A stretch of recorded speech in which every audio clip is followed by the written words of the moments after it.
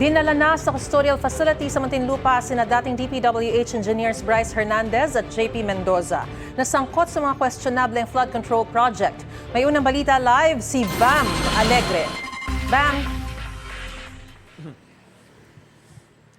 Maris, good morning. Dito nga sa Muntinlupa sa NBI Custodial Facility nila, dinala sina dating Assistant District Engineer Bryce Hernandez at si Engineer JP Mendoza matapos ang kanilang booking procedure kagabi.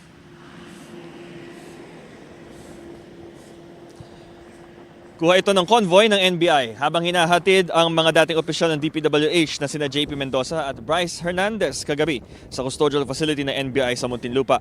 Ito ay matapos silang isailalim sa booking procedure sa NBI headquarters kagabi. Ayon sa NBI, bukod sa pagkuha ng kanilang fingerprints at mugshot, nag-medical examination din sila. Kinuha sila mula sa Senado na unang may kustodiya sa kanila. Kahapon ng hapon lang lumabas ang warrant of arrest ng dalawa mula sa Sandigan Bayan. Kasama si dating Senador Bong Revilla para sa kasong malversation through falsification by public documents. Walang custodial facility ang NBI kaya dinala sila muna sa NBI Custodial Facility sa Muntinlupa.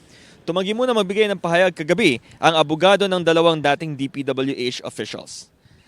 So Maris, inaasahang dadalhin sa Sandigan Bayan ang dalawa para sa return of warrant.